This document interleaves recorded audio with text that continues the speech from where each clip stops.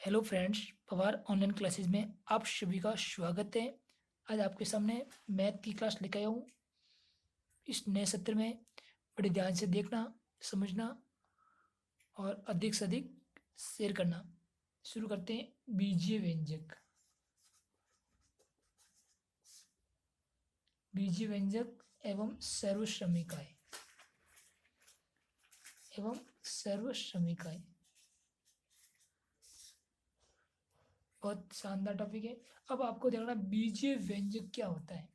तो बीजीय व्यंजक की परिभाषा आपको याद होनी जरूरी है कि वह व्यंजक जो चर राशियों से बने होते हैं। क्या होते हैं? चर राशियों से बने होते हैं। समझ आ गया?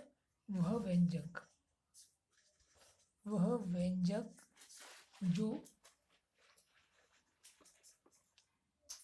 कौन सी राशि? चर राशियों से, चर राशि से बने होते हैं। किस राशि से?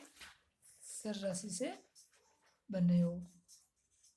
अब आपको ध्यान रखना कि चर राशि क्या होती है, ये भी उन्हें याद होना जरूरी है कि चर राशि जो अंग्रेजी वर्णमाला के जो अक्षर होते हैं, क्या होते हैं? अंग्रेजी वर्णमाला के अक्षर। किसके? अंग्रेजी वर्णमाला के अक्षर। अब अंग्रेजी वर्णमाला के अक्षर क्या होते हैं? ए से लगाकर जेड तक। क्या होते हैं? ए से लगाकर जेड तक जो भी होंगे वो क्या होंगे? चर कहलाएंगे। ओके। अब आपको ध्यान रखना है कि अंग्रेजी वर्णमाला का अक्षर ए से जेड तक, चाहे छोटे हो चाहे बड़े हो, कोई भी हो सकता है। ओके। अब आगे देखते हैं कि बीजीय व्यंजक में पदों की संख्या के आधार पर भी होते हैं। तो पद भी होते हैं इसमें, एक पदी, द्विपदी, त्रिपदी व्यंजक क्या होते हैं? इसके अंदर कौन कौन से होते हैं? एक पदी भी होते हैं, एक पदी व्यंजक भी होते हैं जिसमें एक पद होगा। द्विपदी व्यंजक भी होगा। क्या होगा? द्विपदी व्यंजक,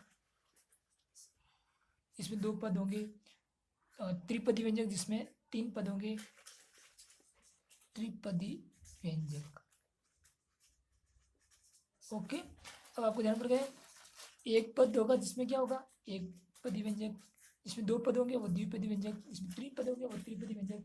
अब आपको देखना है एक पदी व्यंजक के उदाहरण कौन से हैं।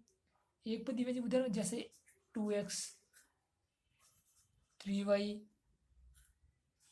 5xyz, ये एक पदी व्यंजक है क्योंकि इसमें एक पदी दिख रहा है आपको। क्लियर? अब द्विपदी व्यंजक कैसे होंगे? जैसे 2x प्लस 3y, दो पद हो गए। एक पद ये, एक पद ये, दो पद द्विपदी व्यंजक।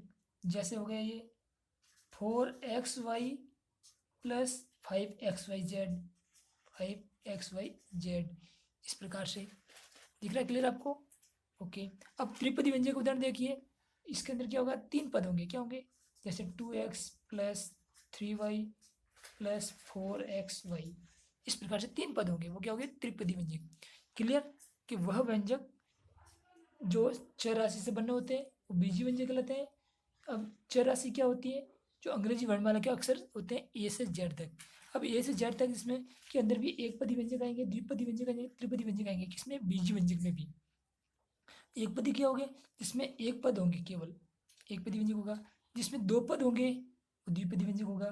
जिसमें तीन पद होंगे वो त्रिपदी व्यंजक होगा। Okay friends. अब आते हैं सर्वश्रमिका क्या होती है। सर्वश्रमिका क्या होती है? सर्वश्रमिका क्या होती है? सर्वश्रमिका। ओके। क्या होती है? सर्वश्रमिका। आगे होता है सर्वश्रमिका क्या होती है? सर्वसमिका। अब सर्वश्रमिका क्या होती है, इसकी परिभाषा आपको आनी जरूरी है। पहले ऐसी समीका क्या परिभाषा क्या होगी? ऐसी समीका जो चर के सभी मानों के लिए सत्य होती है। क्या होती है? ऐसी समीका, आपको लिखा देता हूँ, बिल्कुल क्लियर से आराम से लिख देना। ऐसी समीका, ऐसी समीका जो चर के, किसके? चर के सभी मानों के लिए, जो चर के सभी मानों के लिए, किसके? चर के सभी मानों के लिए सत्य होती हो। क्या होती हो? सत्य होती हो। अब आपको ध्यान होना चाहिए बिल्कुल। सर्वसमिका क्या होती है? ऐसी समीका जो चर के सभी मानों के लिए सत्य होती हो, वो क्या होती है? सर्वसमिका कहलाती है। अब सर्वसमिका का उदाहरण बताइए। जैसे अब आपको एक तो दिमाग में आएगा कि सर्वसमिका और सर्व समीकरण में क्या अंतर है? एक तो होता है समीकरण, एक होता है सर्व समीकरण। अब इन दोनों में अंतर क्या है? अब इन दोनों में अंतर बहुत ही बिल्कुल ज़रूरी समझना है, क्योंकि जिनको अंतर समझ में आ गया वो आराम से क्लियर कर सकते हैं। अब समीकरण क्या होता है? चर के कुछ निश्चित मानों के लिए सत्य है। जो समीकरण जो होती है ये क्या होती है? ये समीकरण के इसके लिए चर के किसके लिए चर के कुछ निश्चित मान के लिए क्या होती है? समीकरण जो होती है चर के कुछ निश्चित मान के लिए, किसके लिए? निश्चित मान के लिए सत्य होती है। निश्चित मान के लिए सत्य होती है। चर के कुछ निश्चित मान के लिए सत्य जो होती है वो क्या होती है? समीकरण होती है। क्या होती है? जबकि सर्व समीकरण जो होती है चर के प्रत्येक मान के लिए सत्य होती है। अब जो ये सर्व समीकरण जो होगी क्या होगी? ये जो सर्व समीकरण जो होगी वो क्या होगी? चर के प्रत्येक मान के लिए क्या होगी? चर के प्रत्येक मान के लिए सत्य होगी। क्या होगी? चर के प्रत्येक मान के लिए, प्रत्येक मान के लिए क्या होगी? सत्य होगी। चर के प्रत्येक मान के लिए सत्य होगी। अब देखिए सर्व समीकरण कौन कौन सी देखते हैं। मानक सर्व समीकरण क्या देखते हैं? मानक सर्व समीकरण कौन कौन सी देखते हैं। ओके, अब देखिए इसकी पहली आती है a square minus b square. क्या होती है? A square minus b square सर्व समीकरण। जो मुख्य याद रखनी है आपको ए प्लस बी, और दूसरी इसका हो जाएगा ए माइनस बी का गुणा। इसको खोलेंगे तो क्या होगा? A square minus b square बराबर क्या होता है? A plus b of a minus b. दूसरी सर्व समीकरण है ए प्लस बी का होल स्क्वायर। अब इसको कैसे याद? A square plus 2ab plus b square. अब एक बार सभी लिख दीजिए। इनको कैसे आए ये भी आपको बताया जाएगा। ये कैसे आए इनको भी बताया जाएगा। तीसरी सर्व समीकरण है ए माइनस बी का होल स्क्वायर बराबर a square minus 2ab plus b square. Okay, अब देखिए इस सर्व समीकरण को कैसे व्युत्पन्न किया। अब आपके पास में कोई दो चर हैं, एक तो ए है और एक बी है। अब क्या है? दो चर है, कोई भी क्या है? कोई भी दो चर लेते हैं अपन। क्या लेते हैं? दो चर लेते हैं ए और बी। अब इन दोनों को एक बार जोड़ते हैं और एक बार घटाकर गुणा करते हैं। अब इसको सॉल्व करेंगे तो ए को ए से गुणा करेंगे अपन तो क्या आएगा? ए स्क्वायर, और ए को बी से गुणा करेंगे तो माइनस ए बी, और बी को ए से करेंगे तो वापस प्लस का ए बी, और बी को इस बी से करेंगे तो माइनस बी स्क्वायर।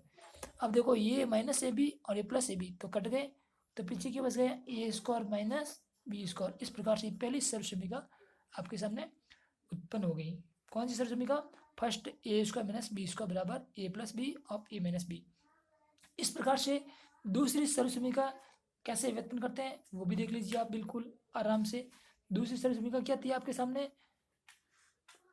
ए प्लस बी का होल स्क्वायर बराबर क्या होती है? A square plus 2ab plus b square. ये सर्व समीकरण थी।